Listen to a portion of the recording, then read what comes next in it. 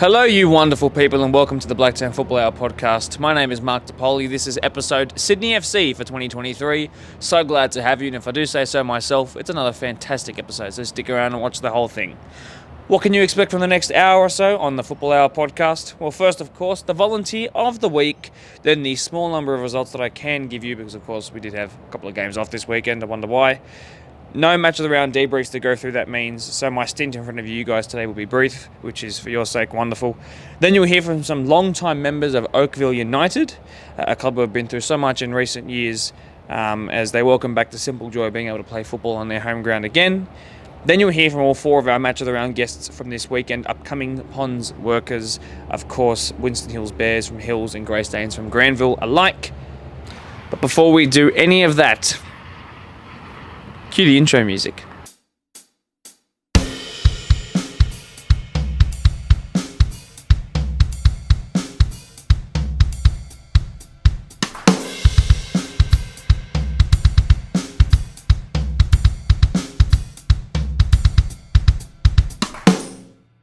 I would like to apologise for pretty much getting every single European League and Champions League prediction wrong from a couple of weeks ago.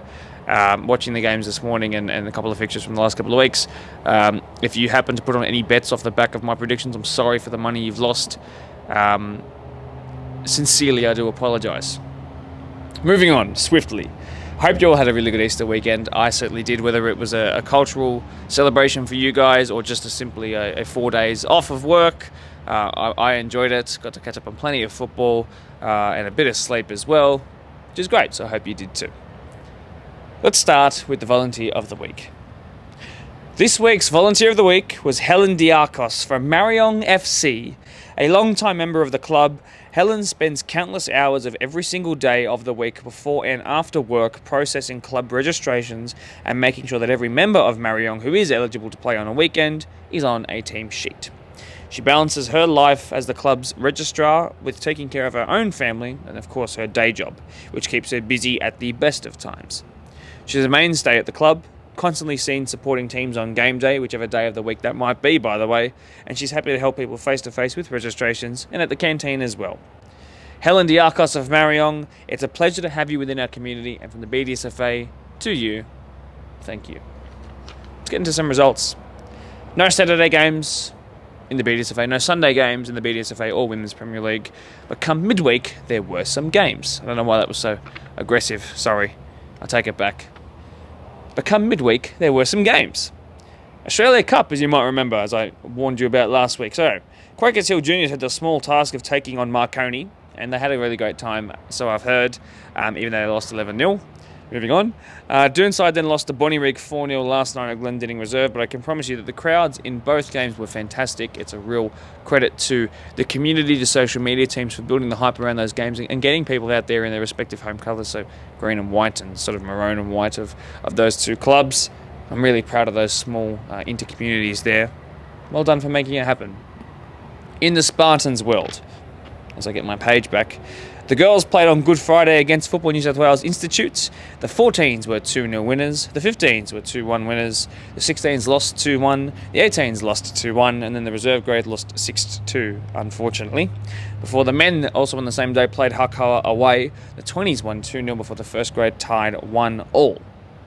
The boys, as in the youth, played Bankstown United away. And the 13s succumbed to a 3-1 loss. The 14s won 2-1. The 15s won a thriller 4-3.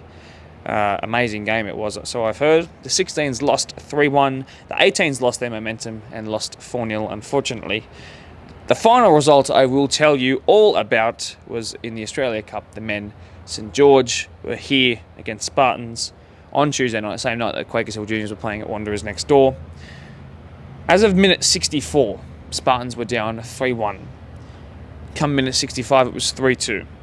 Come the end of 90 minutes, Spartans had won 4-3. Personally, I probably haven't celebrated a goal as much as you remember when Rodrigo came off the bench and scored 2 against Man City, that second goal in the Champions League last year semi-final. It's probably the most I've celebrated a goal since that goal, and that was a serious goal. So happy, really, really happy with the playing group, the playing staff, and the vibe around the men's camp at the moment in particular. of course, really excited to see how the season continues on for them. 4-3 winners, magic of the cup continues, great goals, great team spirit, great celebration, and I also got a new personal record on Instagram, so there you go, meeting those KPIs, guys. Thanks for the help. Well, it's time I say goodbye already. I know Swifts, no goal of the week, nothing like that to talk about, no extensive results or debriefs to talk about. So what you are going to do is we're going to say hello to Oakville. Now, the point of, as I try to get a bit serious before we go into so I don't have a bit of a contrast between light-hearted jokes and what I want to talk about with Oakville, contextually, you need to understand that Oakville have barely been able to play at their home ground for the last 2 years due to floods, and they're such a wonderful small club, but the community feel is so ripe there, as you'll probably get from just being able to listen to some of their club members, some of their young club members who have been there for such a long time. They're a great club, and they deserve to be able to have a home and not be homeless. Stick around and listen to the 4 people that I interviewed from Ravens Colours. It's really fantastic. I will see you at the end of the episode. We're at the home of Oakville United, one of the most centred community clubs in all of the BDSFA. A small club, but one with a lot of prowess and a lot of community spirit. I'm here with Rachel and as well Taylor. Yeah. And they're here to talk to me about what it means to be a Raven, what it means to be part of this club, and a sense of belonging and a sense of having a home ground to be at. Because this ground is not always one where football is played, but instead there's been swimming here in years gone by, and that's been difficult.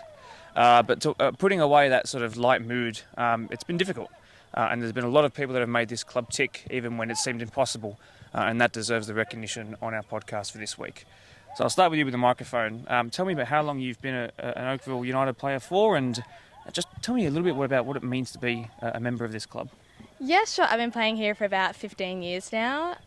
Started when I was just out of high school because it's just a local club in the area, and I've loved it ever since. It's a very community-like club, very welcoming to everyone. But yeah, I've stuck around because I just really love the club and what they do for us. Similar story for you? Yeah, so I actually started running around here with the older all-age women's team before I could join a team, and then I was old enough. So I joined a team and I stayed through a fair few years, left for a couple years, but just had to come back because I couldn't say no to what they had. Playing alongside some of my best friends, there's no words to describe it. It is great. It is a family, basically. So this all-age Division 1 team pushed up into Division 1 this year. Congratulations to you guys. It'll be a great comp, I'm sure. But how long have most of this squad been playing together for? Oh. Or at least you guys together, for example? We've been playing together for about 4 years. Yeah. But we have a couple other girls that have been here since under 10s, under 11s, 12s. It's a cool bunch. We've picked up a few along the way, which is really good. Yeah. So you might not be able to tell, but the actual structure of this ground here is it's quite, what we are on is quite downhill. And from the photos that you would have seen in years gone by and the ones that I'll put up as well for this episode, it does tend to flood. And when you have the worst flooding in, I think it was 150 years in Australia, in Sydney specifically, this place felt the effects of that. So my question to you guys is, in the tennis score of years that you guys have been here for combined, how many times have you had interruptions to trainings and games because of things like flooding? Oh, very consistently in the last 3 years. We've had practically no field to train at, which has definitely affected our performance on game days. We've had to find places to train like Hawkesbury PYC, their indoor centre there, which we've had to pay out of pocket. And we're very thankful to Blacktown Premier Spurs and Terry for letting us train at his field when we could. But yeah, that's what we've basically been doing. A lot of the times we just don't train at all. Yeah. When it comes to home games, for example, have you also played in at Spurs, for example, at Marion Park? Or Yeah, so we had to borrow their field for about half a season. We had a lot of our home games there. We had to do a lot of training there, so a lot of the girls and even the boys as well having to take the time to travel there and train and come back. It's really good to see that where their commitment is at still for the team, even during all the flooding. A lot of us were affected, and there was a few of us down here On the weekends, just trying to empty out the shed. But again, like, we are a family, so we've all got each other's backs and we find a way to deal with it, which is really good. It's good to hear. The Colby itself, for example, if you go from Blacktown Football Park, where our office is, it's about a 32-minute drive, 33-minute drive. So it's one of our sort of, as the crow flies, our furthest distance from sort of the centre. I guess you could say, but BFP is around the centre. So for you guys to have to move away from here and go to there, it's certainly a hassle. For all involved, I can imagine, and usually people go to clubs that they're geographically closest to. So for people of Oakville and their members, it's certainly not been easy. When you guys have had games displaced, or you can see the weather coming in, or there's been weeks of rain backing up and it's becoming more difficult, are you sort of used to that feeling now, or does it tend to disappoint you each and every time? Yeah, it's a bit of both. So you sort of get used to it. So you try and plan ahead. So if you know it's going to be raining, then you sort of know to, like, all right, well, what are our options? And you kind of just decide as a team. You decide if you're going to skip training or if you're going to go to, like, indoor centre.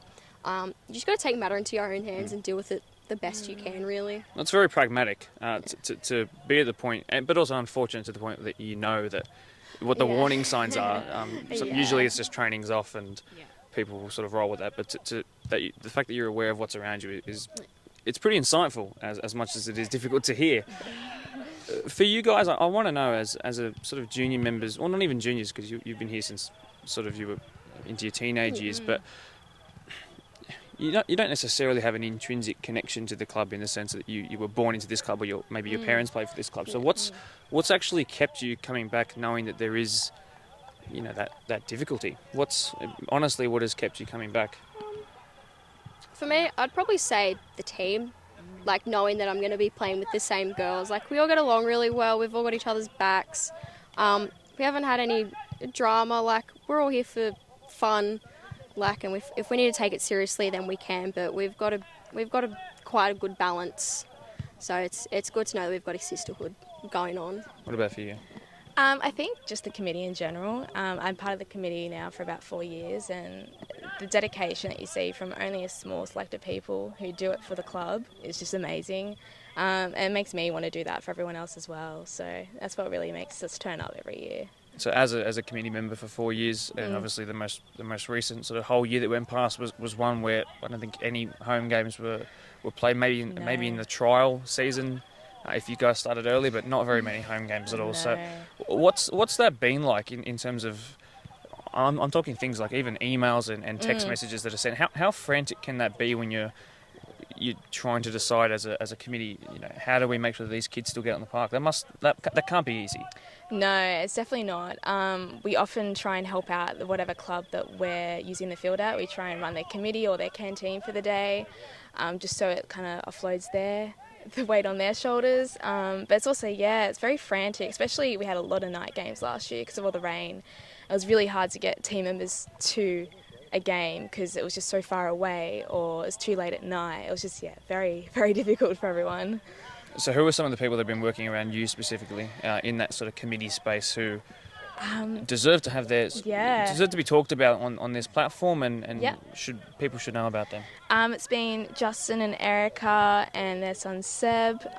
They've basically done everything you can imagine. Also very thanks to Danny, who was able to get us a spot at Valentine Sports Park a couple of times. We actually trained with their Premier League team multiple times last year because there was just nowhere else we could train. But those, 4 in particular, were massive help to us. Club president, club secretary, Premier League 1 captain and coach.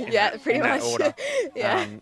And for a club that doesn't have a lot of teams, maybe that makes it easier. But it's certainly what comes with that is that I guess that people so well because there aren't as many people to know, and so it can be harder to try and you have to reveal to them that you have to change where they're playing or training. So it's good that you guys are doing so well, and you can appreciate the work of the people behind the camera, for example.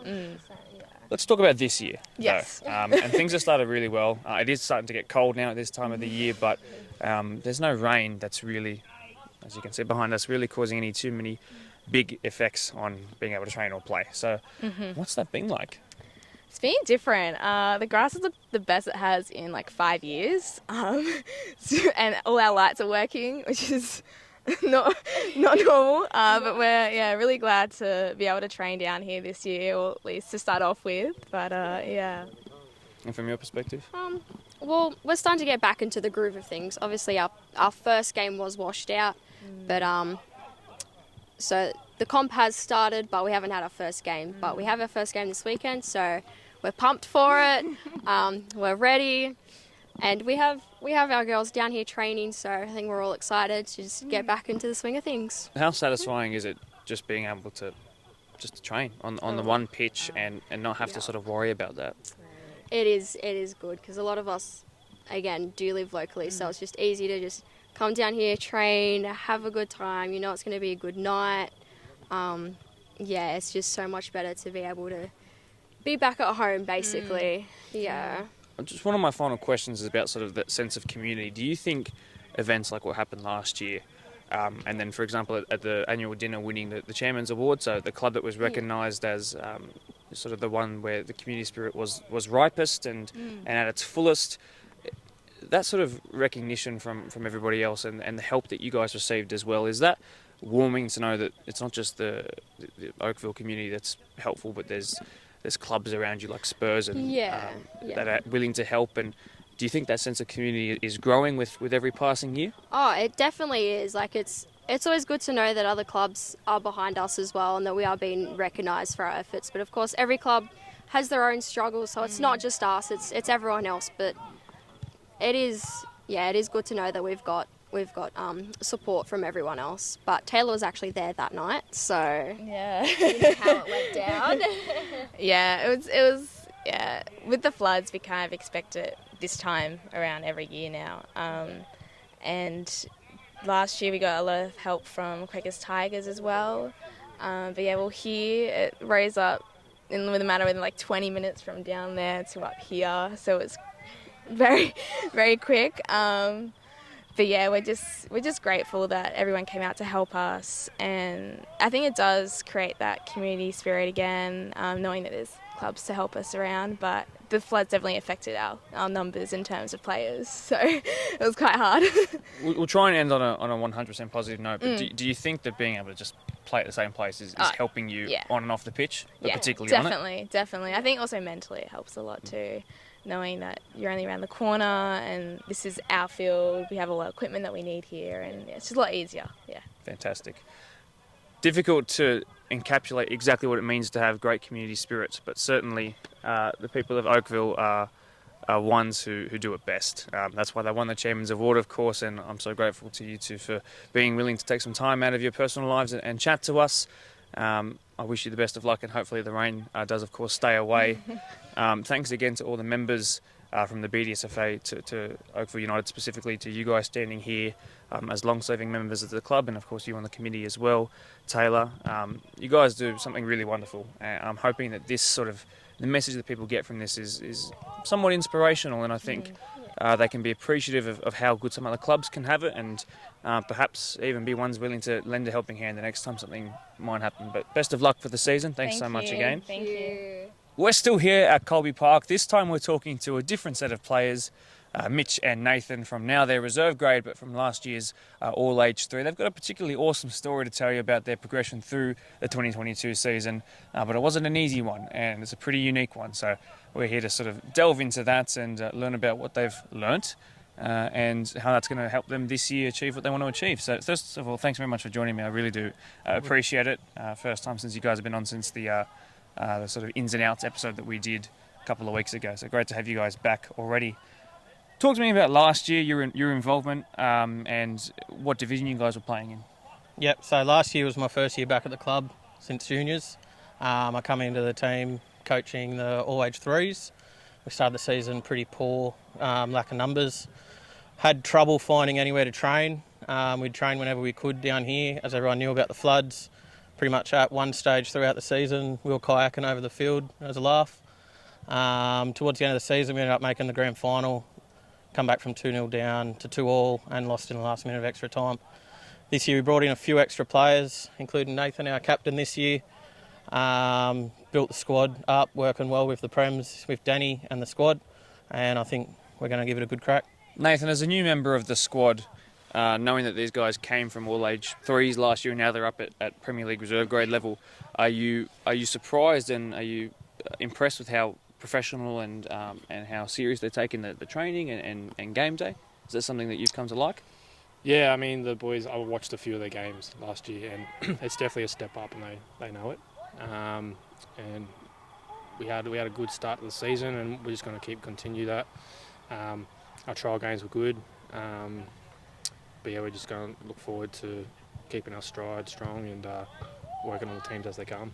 Mitch, as a junior of the club, you would have seen in years gone by that this place would have gone under the cosh of that water before. So talk to me about your experiences with that. How many years did you have affected by that? So I wasn't a part of the club 2 years prior when the first flood happened. My parents lived just down the road, so I experienced a lot living in the house with them. It was very disappointing seeing your junior club go underwater like that. The clubhouse, everything got affected. I know there was plenty of financial issues with the club.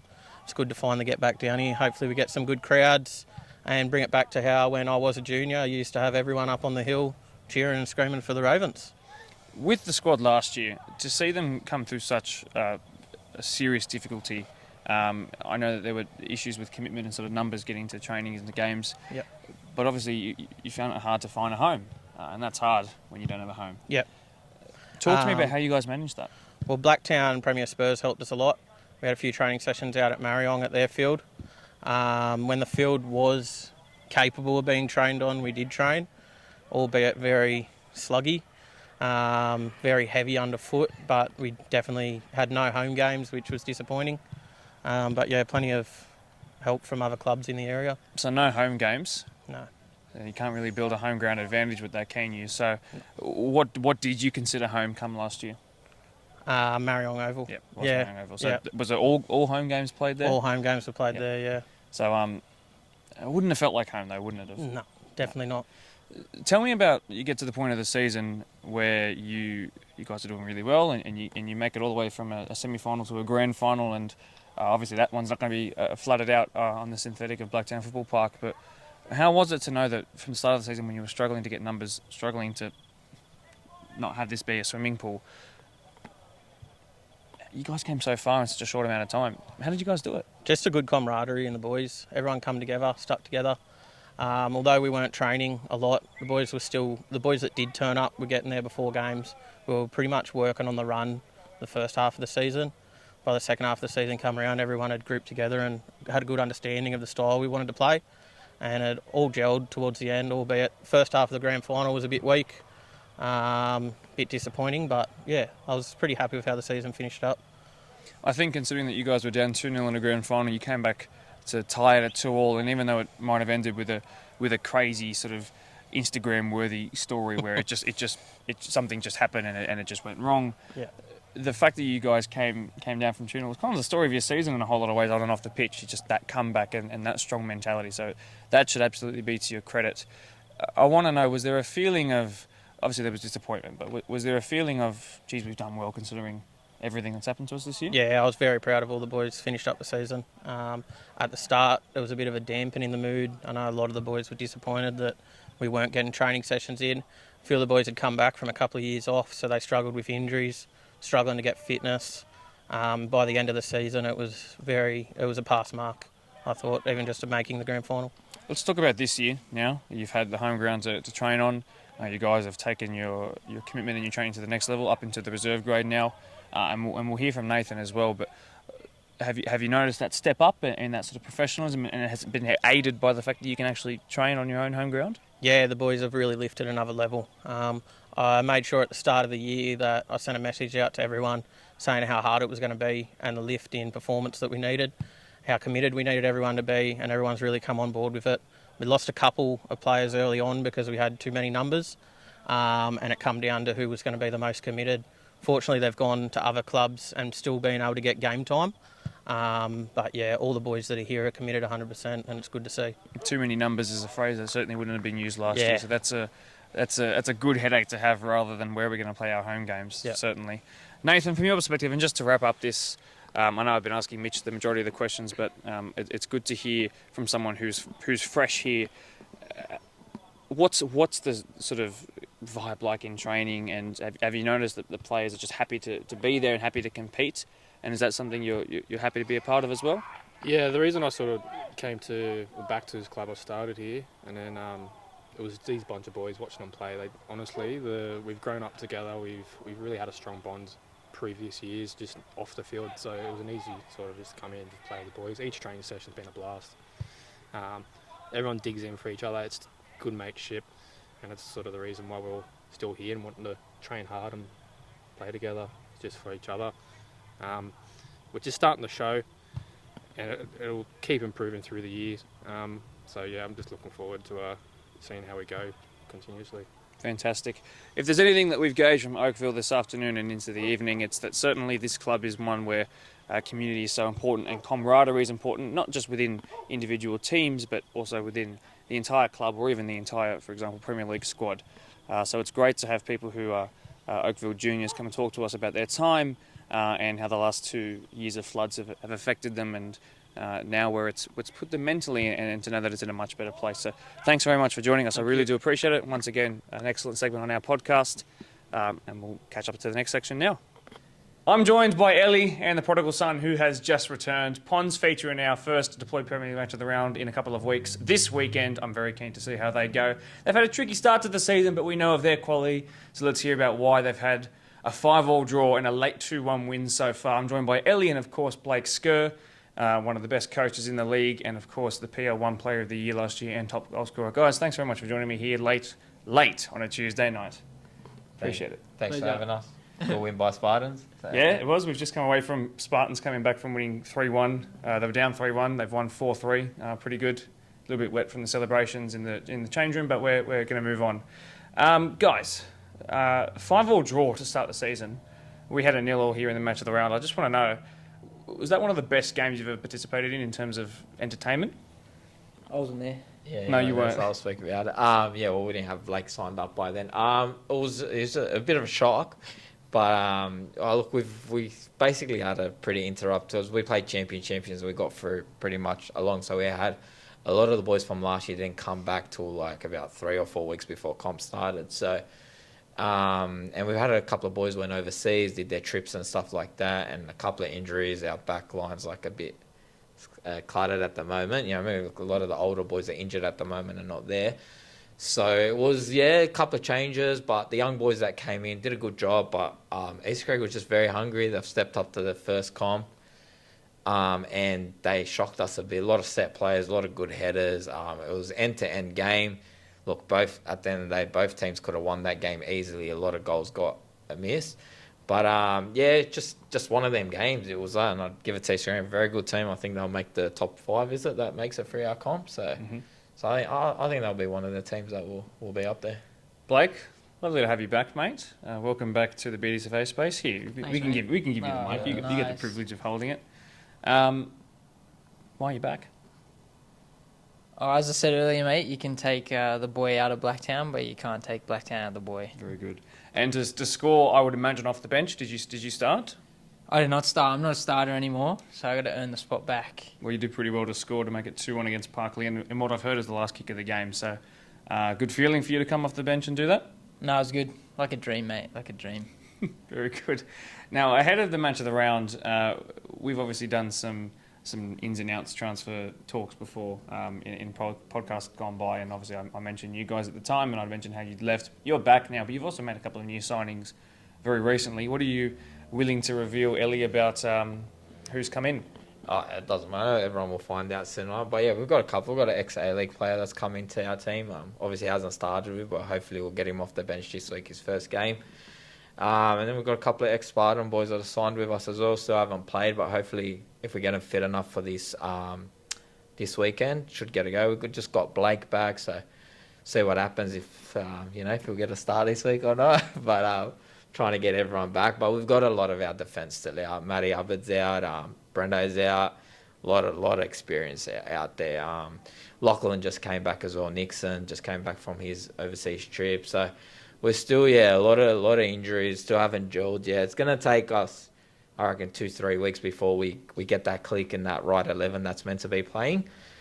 I think that would, but I think it'll take a little bit of time. But like I said, we're still picking up points. That's the main thing. These first couple of games at the start of the year, if you just got to grind and get them 3 points. You're not going to be at your best, and as long as we're still picking up points, I'm happy, because I know in 2 or 3 weeks, once we click, it'll be very hard to beat from there. Now, you seem to think I'm always your harshest critic, so I'll keep to that name tag and go along here. I was a little bit worried. I witnessed a preseason game that didn't quite go your way, and I'm glad that I'm able to talk to you guys now. And I think you've had a 4 out of 6 point start to the season, so it's good to know that you guys are back gelling, and that was just a one-off blip. So, but that was a rather unfortunate game, that one. But then there were some great games as well. So, and I think a 5-5 just shows that you guys are back to goal scoring heaps.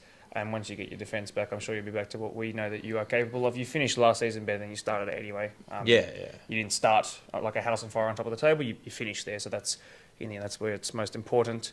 I haven't spoken to you guys since last season ended, and I hate to bring you back there because also the first time that I really started doing podcasts with you is what I had to go off as well. So, how are the boys feeling post the end of last year, and are you guys mentally ready to do it again and go one step further? Yeah, it was a bit of a heartbreaker losing the grand final, but like to me, it's first past the post at the end of the year. We'll be the best team all year.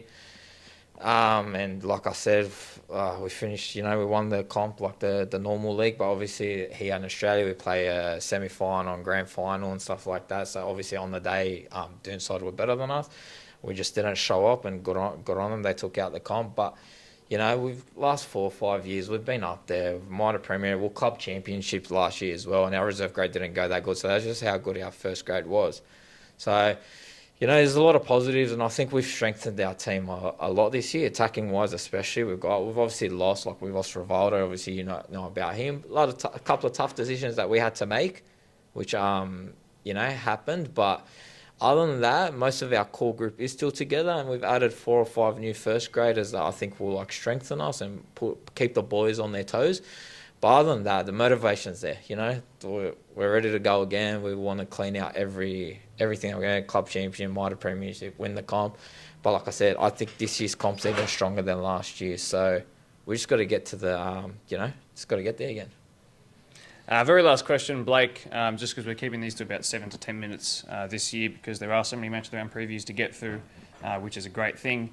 But my very last question is, you've come back into this environment from an even more competitive space, now back into local Premier League world.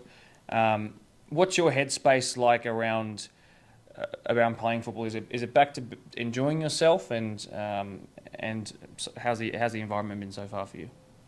So far so good. It's good to be back. I think I definitely miss being around the boys at Pond, so it's good to be back and just keen to play and keep scoring goals. Actually, I might ask you one more thing, just about workers. Of course, this is a match of the round preview, and we haven't even mentioned their name. They've got a new coach. They've got new players in. Almost an entire sort of team from 2 years ago is there now, so they're very familiar with each other. And a lot of people's tips, including one of my own, to be right up there this year. And they were 2 games away from a double grand final in reserve and first grade. And of course, their 21s were in the grand final and were 1 penalty save away from being champions themselves. So a very good team who are going to compete with you for the club championship if last season's to go by. I wouldn't say it's been an exhilarating, perfect start to the season for them. They've had to grind. But you guys have too. So just quickly from both of you, what are you expecting out of this game this weekend? And are you hoping to be back on the score sheet again, I'm sure? Always, mate. I was just disappointed that Chrissy Dalkeith went off and got a red, so he didn't have to play us. So that's my only disappointment, but I'm keen for the game anyways. If you're new around here, Chris Dalkeith is a former Ponds player of a couple of years who most recently played in their grand final, and now he's with his brother Ben at Workers. So would have been interesting, but unfortunately, no, he won't be at right back. Ellie, what's your take? Look, if you're watching the podcast, I always said Workers were a good team. That was a surprise package, in which they surprised a lot of big teams from last year, and unfortunately lost that game to Doonside to make the grand final. But they ended up, if you want to go off the semis, finished 3rd. You know what I mean? So I watched their game against Eastern Creek because we obviously had that game off. We didn't play till midweek, and it was pretty much similar to our game. Both teams, we know Wixie how good he is, and we know that left foot that he's got on him. So, look, it's not much of a different team from what I've seen. Maybe 2 or 3 different players, but they're a consistent team. They're hard to break. like I said, at the end of the day, right now the comp the way it is, any team, you got to rock up on your day. The team that plays better on the day will take out the points. But I back out with it. If we play our football the way we know how to play and stuff like that, I'm still like very confident within what we can do. I don't really try to focus on other teams. If we play our footy, make it hard for other teams to try and win it. 6 p.m, be there at 5:55 p.m. to see my preview of the match, and I'll give you as much information that I can that I hear in the next couple of days before we do go live. Always a pleasure. The home team will be up first. Workers you'll hear from in just a minute. Always a pleasure, guys. Thanks very much. Well, you've just heard from Ponds. Let's now hear from their match of the round rivals this weekend, Workers. I'm joined by their coach, Darren Graham, as well Ben Dow-Keith, and of course Brad Dickinson, who make up a real core part of the spine of the team, and of course their coach, who's integral to all things that they do that are good. We're here to talk about the start to the season. We'll start with the end of last season, though, and we'll talk about why they've perhaps be looking to turn things around already in round 3 of the Deploy PL1 season. Boys, thanks very much for joining me first and foremost. I really do appreciate it. No, thanks for having us. Now that we've got some more squad members here, we're not just confined to the limits of media day, for example, we can talk about how last year ended. So I want to hear sort of your perspective, Darren, on was there a sense of satisfaction? Because you made it to a 21s grand final and you were a couple penalties away. You almost were in a reserve grade grand final and you were almost, again, 2 penalties away from a first grade grand final, having come from 5th, particularly in first grade. Outside of the obvious, we need to practice penalties this year. Was there a sense of satisfaction or was it more dissatisfaction? No, look, as a club, we were very happy with the way our season ended and where we finished. Look, every team's goal is to make finals football, and once you're in finals football, anything can happen. Unfortunately for us, the penalties didn't go our way. Are we going to practice penalties? I've never practiced penalties in all my coaching because on the day it's whoever's confident.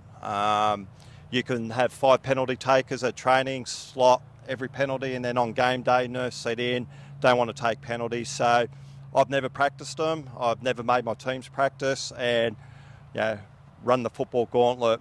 So to answer your question, no, we haven't practiced penalties and no, we won't. Ben, it's great to have you on the podcast as well. Obviously, your story is quite incredible in how you came into the starting goalkeeper role last year and now you've really made it your own. Funny thing was, you've brought in your brother as well, Chris. Obviously, you might remember Chris Dow-Keith from the former AYL 14s coach who made it all the way through to the grand final, having finished as premiers. But he came and joined you guys from Ponds, and now he's suspended for the game, which is fantastic. Could be a good thing. Could be a good thing, perhaps. The Ponds boys are certainly looking forward to coming up against him in a good way, in a positive way, just to say hi. But what's it been like to play alongside, once again, your brother, and are you enjoying it? Yeah, happy to have my brother with me in the team, but yeah, it's very exciting to have my brother playing with him. You know, like last year I was playing against him in one game. A bit nervous playing against your brother, but to have him in the same team it's quite good. I know Mum and Dad's happy because they got all the kids at the one club this year, so Yes. they don't have to travel around Save the ground. Save on petrol, that's for sure.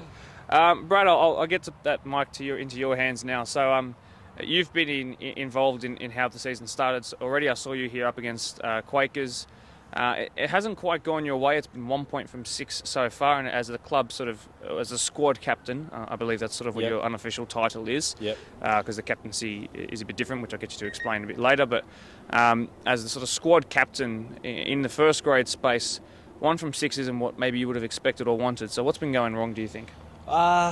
Look, you know, we've had a few people in and out, which is caused us a little bit of issue in the start of the season. But overall, we have plenty of depth in our squad.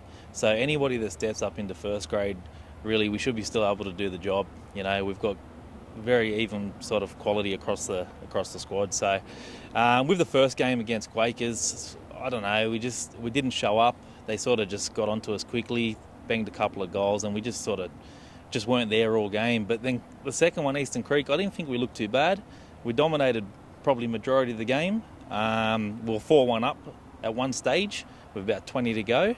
And just lost concentration. And before you knew it, it was 4-4 and, you know, just hanging on the edge pretty much to get a result out of the game. Darren, I've waxed lyrical so far about Eastern Creek, mainly because I wanted to put some focus on them being a promoted team. I haven't even got to watch Prospect yet, but I did get to see Eastern Creek in a match against Doonside here for the Australia Cup. So I have seen them, and I know what they're like. They're very big and aggressive from set pieces. They can get into your heads very easily, and in terms of sort of a mix of what the general play style of PL2 from last year was, they've combined that sort of mentality and banterous doggedness, I kind of want to label it as that, with some really good football and some great signings this year. That was an amazing 4-4 game for a neutral, but to see the last 20 minutes go like that, what happened there? Look, I'll put my hand up. I think as a coach, I've probably made a couple of wrong decisions and substitutions, and so I put my hand on my heart and take ownership of that. Eastern Creek, as you said, got promoted. They were the unknown. To be 4-1 up at half time, you thought, okay, we're cruising along. And as I said, I made a couple of changes and decisions, maybe not the right ones, but as you said, 4-4, we scored 6 of those goals, 2 own goals, and I believe their other 2 came from set pieces. So, as you said, their set pieces are very good, and across the whole park, from the first whistle to the last whistle, they didn't give in, and that's probably why their first 2 games, I think off memory they had a 5-5 draw with Ponds round 1, they've had a 4-4 draw with ourselves, so that just shows that they won't give up to the final whistle. So, to the other teams, beware. From the content that I was given and the document that I was given regarding Premier League ins and outs for our second episode of the year, there were plenty of players that came in this year. But from all accounts that I'm hearing from Ponds when I spoke to them last night, and from people who have been able to watch your games, the word on the street is that you are struggling to field a full 11 set of fresh players for each game at the moment. So what are you guys cursed with injuries at the moment? Do I have to start calling you the Canterbury Blacktown Bulldogs from Workers? What do I have to start calling you? Look, is there something? Is it a commitment issue? What's going on? No, look, it's not a commitment issue. We have had some injuries. We have had a signing that came in, came back to the boys, who's gone for the season, and he's been a big loss. From round 1, I think we ended up with about 4 or 5 injuries. We've got a lot of weddings, European trips. So it's not a commitment from the boys in the squad. It's, a lot of injuries. And look, that's part and parcel of our sport. Makes my job as a coach even harder. And as Brad said, we've got the depth in the squad, not only in first grade and reserve grade, but in our under-21s too. We've got a good, at least half a dozen young kids that have already stepped up and helped out reserve grade. And probably watch this space, because there could even be a starter in first grade. There you go. So, the club's all about using the depth and promoting the young ones. So, is it a curse? I'm hoping not. Otherwise, it's going to be a long season. And, I think come this weekend, we'll turn the corner. Okay. Now, Ben, I'll ask you, because you would have had the inside scoop, of course, because your brother is a Premier and champion with Ponds. Yeah. How are you approaching this game from sort of what you've talked about tactically around the training grounds, or perhaps how to get under their skin? How are you going to be approaching this game against Ponds? Just got to, the moment the first whistle goes, really, we just got to take every minute and just see what Ponds are going to be playing like in the first few minutes, who are they going to look towards more. It's basically going to be like a little chess game, to be honest. Like, you don't know what's going to happen, really. So you got to take every minute counts into the final whistle, basically. So we'll play it by ear. Brad, by their own admittance, as I told you, they spoke about this last night, so we can talk about it. I wouldn't be giving anything away, but they suffered their own injuries, and particularly in defensive areas, and they've long been the best defensive team in the deployed PL1 for a number of years now. It's what's led them to the top of the table for a number of years now as well. So is that a welcoming thing, or would you rather beat them at their best? Oh, it's always better to beat them at their best. But, when you verse teams like Ponds, you want any sort of little advantage that you can get. They're a team that doesn't matter how tough it sort of gets, they seem to be able to grind a win no matter what. They've got a great keeper between the sticks, but I've seen him make a few howlers here and there, but he's a great keeper, so that always helps them. I think it's a good thing for us, but, we've got to just worry about ourselves and play our game and go from there. Just as we wrap up, just to confirm that Brad and Adam and Taruglu are family friends, if we could say that, for many years now. Mates for a long time. So that's not to worry. Good bit of banter before the two lock horns. Boys, thanks very much. I really do appreciate your time coming on before and in between training. Cheers. Always do appreciate it. Best of luck this weekend. And don't forget, 5:55 we will go live. 6 p.m. is kickoff. We'll see you there. I'm joined by Con and Alicia, the coach and captain of the Greystanes Women's Premier League side, who have kindly been able to join us here for the Blacktown Football Hour podcast. Of course, the Women's Premier League in association with Hills and Granville, as well as us here at Blacktown. It's so great to be able to meet new faces of the Women's Premier League, and they're obviously in the live stream 3 p.m. at Valentine Sports Park this Sunday, and I'm very keen to watch as we continue on into the next round, having had round 2 be off, of course, because of Easter, but it's great to finally be back already. Guys, just generally, thanks so much for joining us over Zoom. I really do appreciate it. How are you guys going? Yeah, not too bad. Yeah, good. Fantastic. Really good to hear. So before I talk to Winston Hills, you guys are up first. So I'll go straight into the questions. You guys have got very, very similar questions because you both had the same situation in round one in that, well, theirs was called, well, they had a bye, but yours was called off. So you had to play round one just yet. So let's talk about the match of the round that you guys would have gotten to watch. So Kellyville and Marion played at a really entertaining 3-1 in the way of Kellyville, of course. So tell me what you guys sort of gathered from that match. Did you learn anything? And just generally the spectacle of the first Women's Premier League match of the round, how did you find it? Probably as I expected. I expected it to be a physical game, and it certainly was. There's a lot of good, strong tackles in there, some decent football played as well. Obviously, being on synthetic, the speed of the game was relatively quick, which was good to see. So all in all, yeah, it was a pretty entertaining game. We've heard a lot from around the traps from other teams and that, and everyone has sort of predicted Kellyville to be the team to beat. So they obviously didn't disappoint. They got up 3-1, but certainly Marion gave them a run for their money, which was also good to see. From a player perspective, yeah. Sorry, go on. No, sorry. It was good, yeah. Yeah, no worries. Yeah, it was a good game to watch. It was good to see the competition ahead, what to expect and things like that. So, yeah, seeing how each team was playing and stuff like that was really good to see. Exciting to play against each team. So, for example, I remember from a player's perspective, I saw that obviously Marion took the lead first, but then an incredible free kick that ended up wrapping it up at 3-1. But the Kellyville captain Hayley Fair, who I spoke to on media day as well, she was intrinsic to that sort of 1-goal deficit back to a comeback. She was fantastic. So certainly the beauty of the match of the round is being able to see who really lights it up on the big stage. So certainly you can look forward to that or know how to manage that when it does come time to play them. My second question for you guys is about, and going back to media day, is really the point of pre-season that we were at then. You guys were in a really, really positive space. I remember speaking to you and you speaking very highly of the sort of mood in the squads and how everyone was feeling. From that point onwards, can you sort of tell me how pre-season went for you guys? Did it continue being really good? Yeah, it has. We've had a few games. We had some good results, some fair results, which is fine. I'm not too fussed about trial form, to be perfectly honest. You're still trying out different things. You're trying out some positions. You're trying to build up as much match fitness as possible during that period. But, we've plodded along quite well. We've had a few new girls join the team this year, which we needed to because we had a pretty skinny squad last year.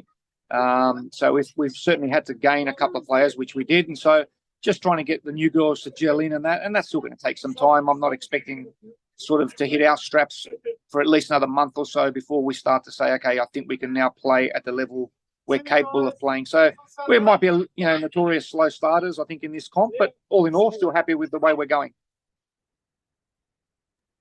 And maybe just to ask Alicia, from sort of a fitness perspective, for example, are you guys feeling really good, or certainly at least more prepared than you were, 2 months ago or so? Yeah, definitely. We've been working on our fitness a lot. Con's definitely given us great sessions with fitness. But no, it's been really good. That definitely helps us coming match day. Definitely during the trial games, we all felt the difference within that 2 months, being able to run the pitch and play our games. But yeah, results wise, trial matches have been really good. So yeah, definitely feeling great. Very, very good. Now, I might just throw this one here as a bit of a curveball. But just regarding Winston Hills, have you ever had any sort of trial matches or cup matches against them in years gone by? Obviously, you've been in this team now as the coach for 4 odd years, and I wouldn't say Hills is too far away for a trial match. Have you ever come up against them in years gone by, Con, or is? No, we haven't. We haven't come up against them at all. So yeah, this is one thing I do like about this new Women's Premier League this year. There's teams that we don't know anything about. They probably don't know anything about us either. So it's the great unknown, and I think that's what makes this competition really exciting for the year. Very, very good. That's a good little answer there, certainly. My final question, and I want to hear it from both of you guys. Firstly, from a coaching perspective, and then from a player's perspective, because I think they'll differ slightly. Have you guys sat down as a group and have you talked about sort of a major goal for 2023? So, for example, like you mentioned, Kelly will want to finish first, and they did dictate that when I spoke to them last time, that that's certainly their goal. Perhaps you guys want to finish in a final spot, so top four. Do you potentially want to finish first out of the other Granville teams? Do you have a sort of a goal scoring or a clean sheet record that you want to achieve? What's from your perspective, Con, first and foremost, and then maybe we'll talk about sort of the individual players with Alicia. But what's your goals this year as the coach? I think obviously the ultimate aim is to, you always want to, win the whole comp. You don't just come down here just to sort of muck around and that. So obviously everyone's aim, and I think there's 9 teams in this comp, and every team should probably feel the same way. They want to win it. But a more realistic goal would be, let's aim for the top 4 first, see where we are compared to the other teams. And once you've made the finals, anything's possible, after that. It depends. My main goal with the girls is to make sure that, one, they absolutely have the time of their life when they're playing out there. And we try to structure our football in a way that it is, good football out there. If nothing else, we knock the ball around and try and play as attractive football as possible. And the aim is to make the finals. And from there, well, you set new goals, I suppose, once you get in the finals, and you can set new goals, whether you want to go all the way and, make the grand final, whatever the case may be.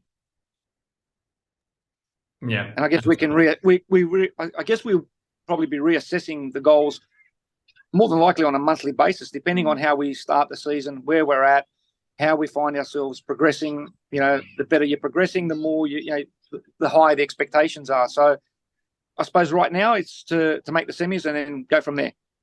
Very good. Very, very pragmatic. Very pragmatic indeed.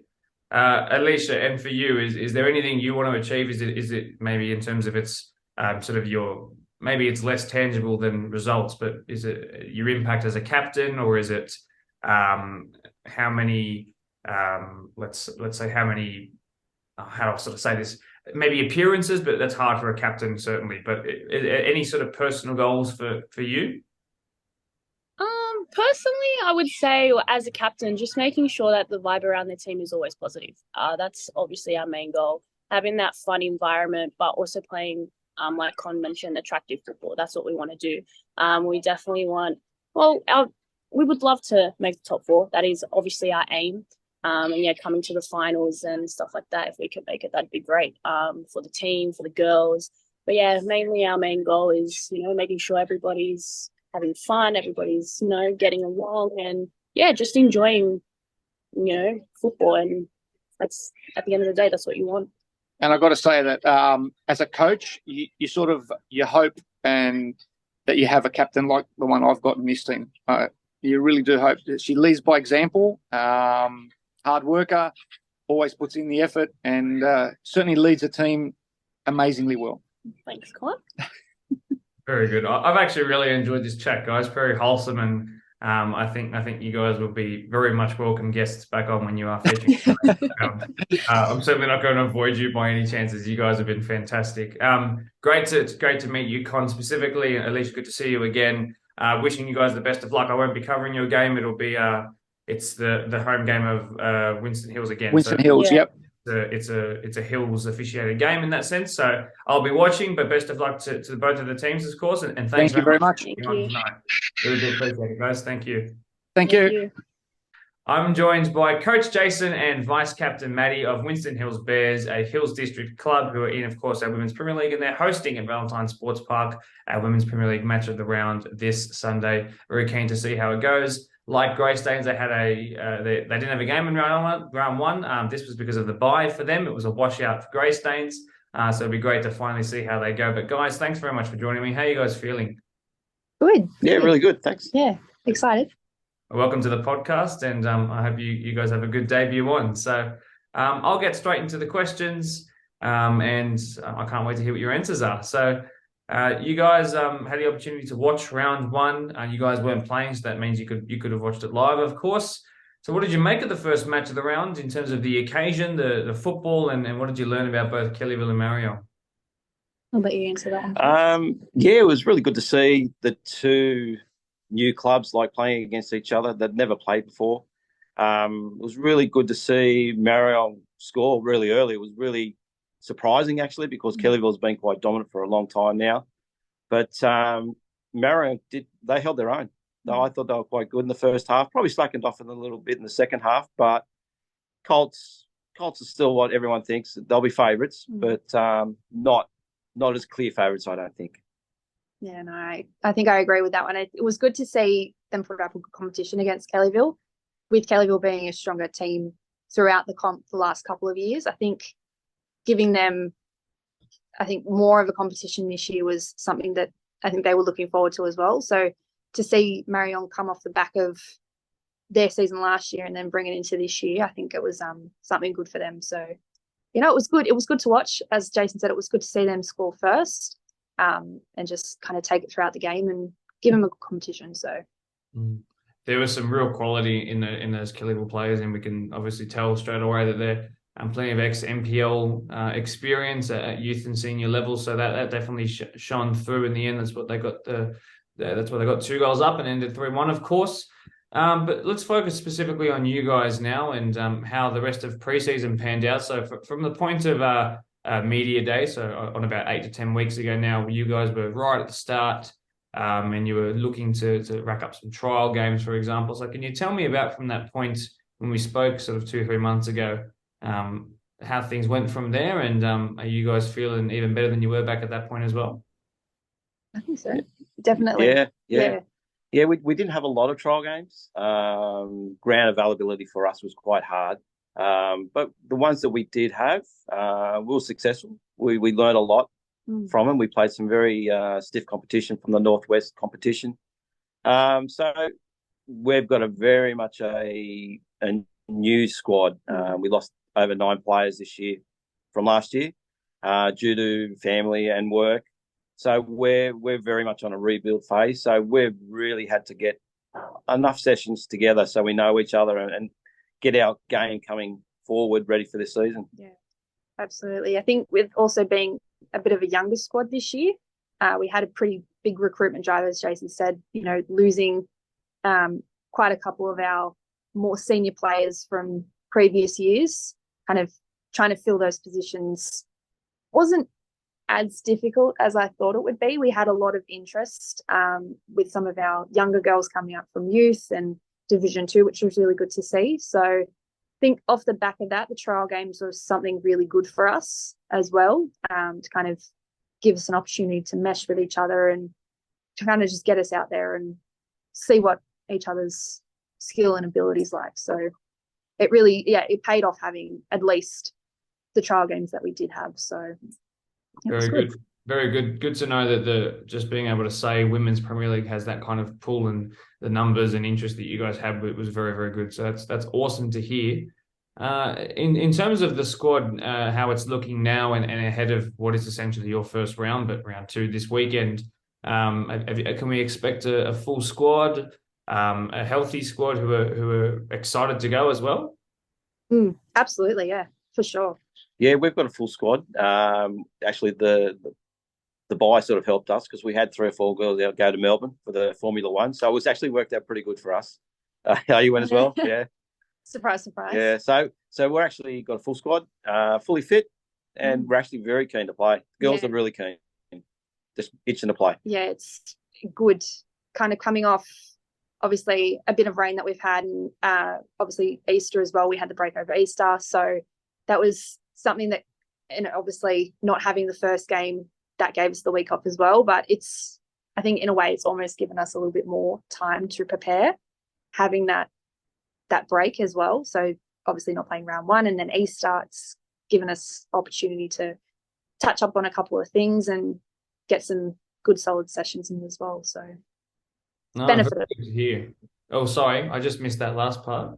I was just saying it's benefited us more so we'll take the break, I guess. For sure. The pull of the F1 in recent years is something for all people in media to certainly watch. The Netflix documentary, I have to get one for the Women's Premier League. It'll certainly get the numbers up, that's for sure. In terms of sort of the general excitement towards not just being your first game of Women's Premier League, but first match of the round as well. I know from my experience with Men's Premier League and the live streaming games that we did over Mother's Day last year for our own Phoenix League, which was the highest level of women's football that we had in between GDSFA and BDSFA last year. The players were so ecstatic to be able to go back and watch their stuff, and even still 2-3 years after we started doing it, it's still very much the case. So it's pretty raw for you guys as well. So is the general mood in the squad a bit more, is it more nervous or is it more excitement towards being able to be in front of a crowd? Oh, good question. What are you gauging from the girls? I think that we've had a lot of games through VSP last couple of seasons where we get televised as well. So we get quite a lot of exposure. So the girls do like it. They don't mind it because they get the way they can go back, have a look, see their gameplay, and they can get feedback from their coaches that they've had before to work on their game. So it's a really good tool, and it's a really good thing to showcase the women's football, especially in the Hills football and now the combined competition. Yeah, absolutely. It's, as Jason said, it gives us a good kind of opportunity to go back and kind of touch up on what went good, what went not so good, and also kind of, if you're like me, pick apart your game in particular and see where you went wrong and what you could have done better, which is something that we are trying to focus on this year. Obviously, you're only learning as you're going. So I think it's a good opportunity. And it's also good to see, people joining in and watching and seeing what our football is capable of bringing to the Hills and now Blacktown and also Granville. So it's good. I think it's something that just should continue on for the next however long. So it's a good initiative, I think. Fantastic. And I completely agree with especially that last part just then. My final question to you guys is just around sort of, have you sort of changed anything in terms of your goal setting since we last spoke? Obviously, I mentioned to you about wanting to finish on top of all the Hills clubs, or did you want to finish in top 4? Do you want to sort of, from a coaching perspective, do you want to be looking at clean sheets as an objective this year? Or for you, Maddie, is it a case of a less tangible goal, and is it more about what you can do off the field in helping keep chemistry at an all-time high? What are some of sort of the goals that you can share with, or you're willing to share with us, that you can tell us? Good question. I think obviously being a more senior role in my team this year, and obviously having the honor of being vice captain, with the younger girls, I feel a sense of responsibility to lead them more than, I think, what's the word I'm looking for? Direct them in a way. Jason, as coach, has that handled. I think on the field, I feel, the sense of responsibility to support them and push them in the right direction as captain or vice captain, and as a manager as well. So, yes, that's it's important for me for my girls to feel supported and just enjoy coming every week. So that's my main thing. And then obviously winning and scoring goals and finishing top 4, maybe finishing first, who knows? It's just an added bonus, really. Yeah, I think just us trying to play some really good football, being a very young squad and very new. So it's going to take us a little bit of time to gel. But we still have expectations, and that'll be like nobody else, like everybody else, I should say, in the competition. Everyone has the same goal. They want to make semis. They want to win it. But we'll take it one step at a time, and we'll work slowly towards our goals that we really want to do. But we won't give too much away. But we're quietly confident with the squad that we've got this year. Absolutely. It's good. I was just finished saying to Greystanes that I'm still waiting for the day that we have a coach to come on here and give a full rundown of how they're going to pick apart the other team tactically. But we'll give that a couple of weeks for things for the competition to set in and for you guys to all play each other once. But obviously you wouldn't have played Greystanes in years gone by. I asked them the same thing. So it'd be good to finally have you guys cross paths, and I hope you're looking very much forward to this new competition. Obviously, it's your debut in the competition, and you get to do it in match of the round as well. So I won't be covering you. It's a Hills game once again, so I'll be very keen to tune in. I might even head on down there. Actually, I'm quite free this Sunday. So thank you very much for your time on the podcast, of course, and fantastic answers, and good to see that you guys are so keen. Thank you very much. Thank you. Thank you. Thank you very much. Well, a lot to take away. You've heard from 10 different people besides myself in today's episode, 4 match of the round preview segments, and of course the 4 from Oakville as well, the 4 individuals from Oakville as well. Let's start with what we started with, which was Oakville. So deserving of the success that's coming their way, having teams in grand finals, their women's all-age team moving up into Division 1, their Premier League starting like a house on fire this year. It's all deserved, and I'm really, really proud, and I thank them so much for having me. Keep doing what you're doing, guys, and if the time does come where it turns to water polo at that ground again, please don't be afraid to reach out. That's what we're here for, but the work that you guys are doing is fantastic. From a perspective of the match of the round previews, we'll start with the men because it's chronologically it's first. So Workers and Ponds struggling with injuries, particularly at the back for both sides, so it should be a goal fest come Saturday. Greystanes away to Winston Hills Bears, Hills and GDSFA. I'm really excited to watch that game. Next week, by the way, after that, we'll have a Blacktown derby. So stick around for that. It'll be Quakers versus Parkley. Here at Blacktown Football Park will be the first Women's Premier League game I get to commentate, but with Winston Hills Bears and Greystanes, I don't really know what to expect, but I was really happy to meet Jason, the coach of Winston Hills, and Con, the coach of Greystanes. Really great people, and it's so great to have the comp brought closer, and it's a real honour to be able to meet them and speak to them. But until then, thank you so much for watching this episode. Thank you to all who are involved in the interviewing process. As per usual, get excited for a very special guest who's coming up in the next couple of weeks. I'll try and hint it a little bit on our social media pages. There's a very special guest who will be featuring on very soon. But until then, like, share, subscribe. We're on our way to 1,000 subscribers. Go like the Facebook post that brought you here in the first place. But until then, cue the outro music.